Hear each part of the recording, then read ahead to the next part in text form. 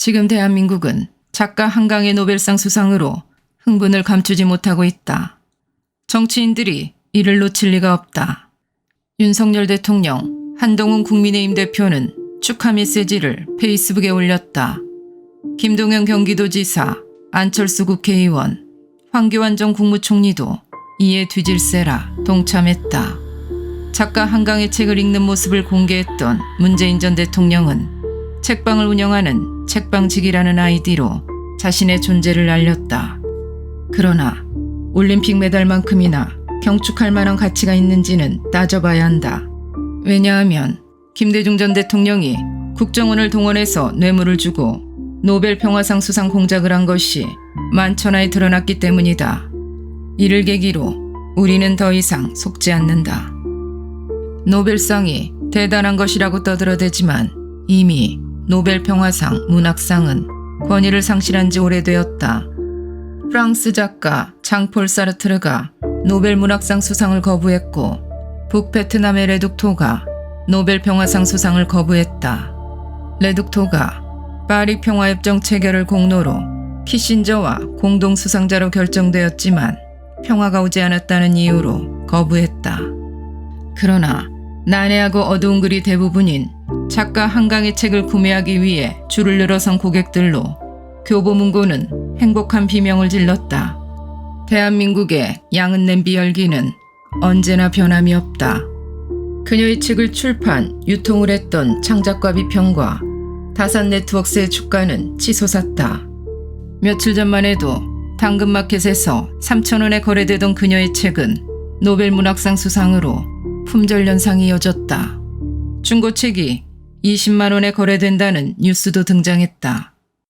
한강의 노벨상 수상을 비판한 김규나 작가를 한겨레 신문 등 대부분의 언론들이 앞을 다투어 비난의 뉴스를 내보내는 마녀사냥도 이어졌다. 대한민국은 이제 소설가 작가에 대한 비판도 해서는 안 되는 나라인가.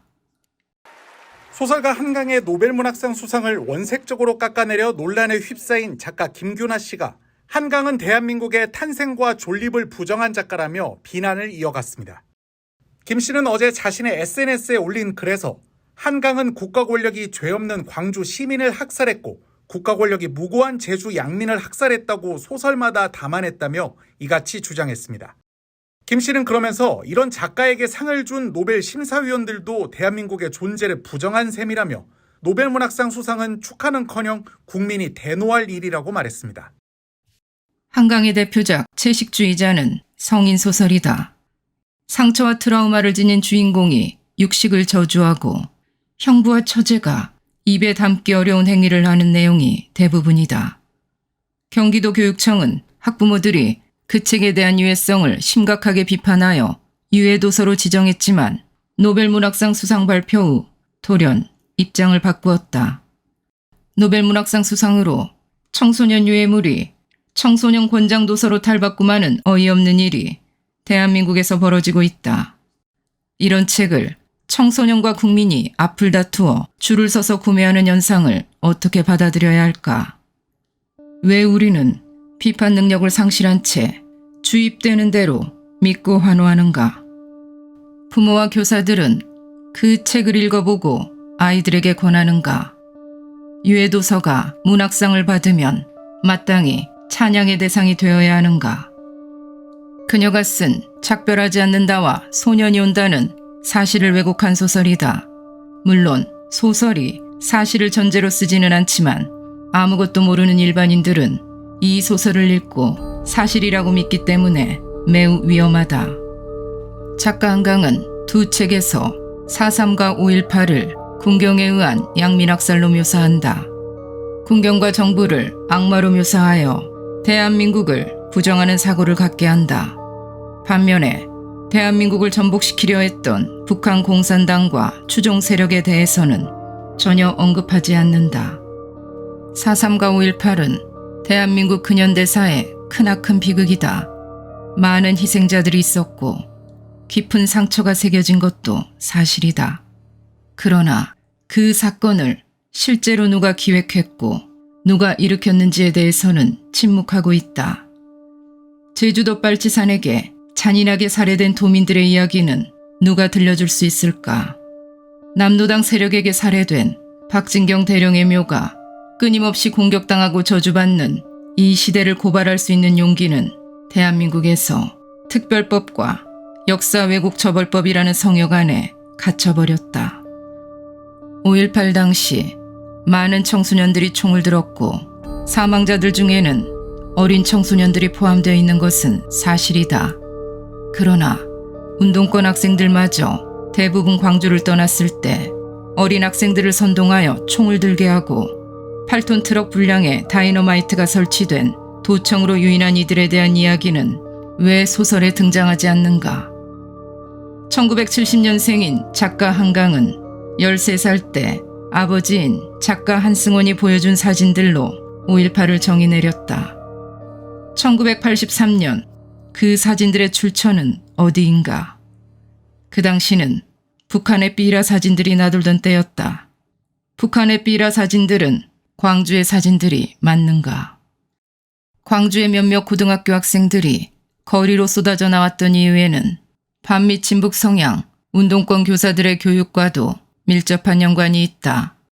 광주 대동고등학교 전영진 군은 아시아 자동차에서 탈취한 군용 트럭을 타고 다니다 운전 미숙으로 발생한 교통사고 희생자이다.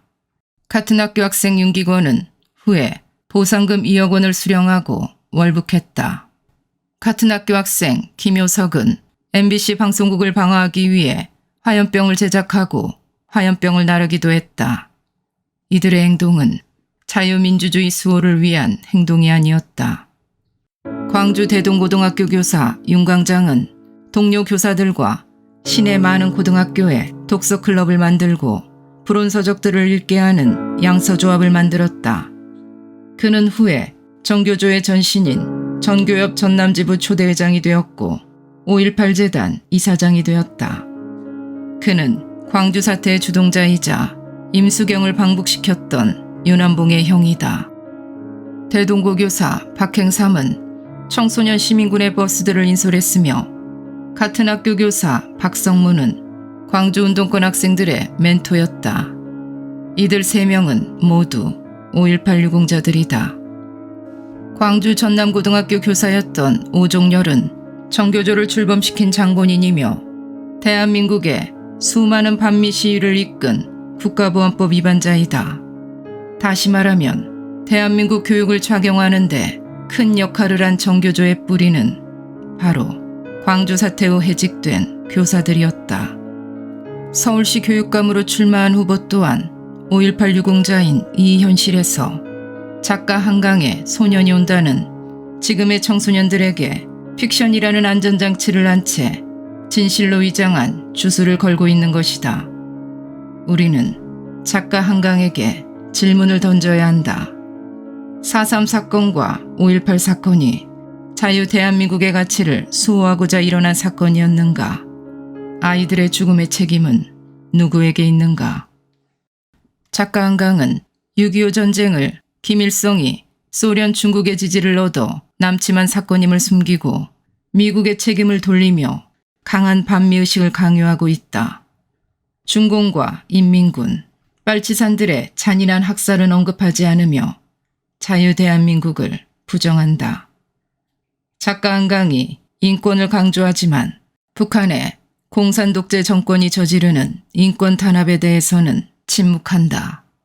그녀가 그 어떤 주제로 자유롭게 글을 쓰는 것은 자유이나 많은 수상을 받고 전 세계에서 주목받는 작가인 만큼 그녀는 자신이 주는 영향력을 선하게 써야 할 책임이 있다.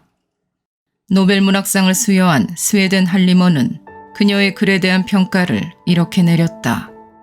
역사적 트라우마를 직시하고 인간 삶의 연약함을 드러내는 강렬한 시적 산문을 선보였다. 역사적 트라우마는 바로 4.3 사건을 소재로 한 작별하지 않는다와 5.18 사건을 소재로 한 소년이 온다를 말하고 있는 듯하다. 그리고 인간 삶의 연약함을 드러내는 그녀의 작품은 채식주의자를 말하고 있는 듯하다. 할리먼의 평가는 픽션이라는 문학작품의 특성과 대한민국의 역사를 제대로 들여다보지 못한 심각한 오류를 범하고 있다. 역사적 트라우마는 4.3 때 남노당과 좌익들에게 무자비하게 학살된 경찰 가족들, 선거위원들, 양민들을 가족으로 둔 이들에게도 5.18 때 낫으로 시민군의 총으로 장갑차로 사망한 군인들의 가족들에게도 있다. 그들의 트라우마를 소재로 글을 쓸 작가는 대한민국에 존재하지 않는가? 트라우마나 상처를 극복해 삶의 소망을 노래하고 남과 여의 건강하고 아름다운 사랑과 가족의 가치를 일깨워주는 작품들은 왜 노벨문학상에서 제외되는 것일까? 대한민국은 책을 읽지 않는 나라가 된 지 오래다. 우리 국민의 평균 독서량은 1년에 4.3권에 불과하다. 2명 중 1명은 1년에 단 1권도 안 읽는다.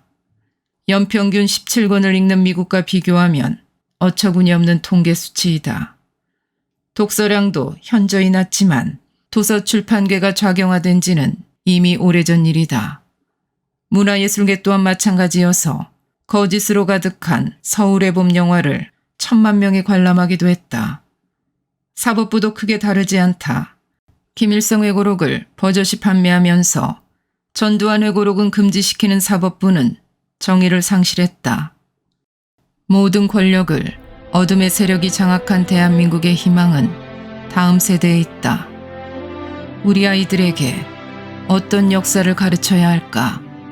어떤 국가관을 뿌리내리게 해야 할까? 어떤 교육을 받게 해야 할까? 다시 질문해 본다.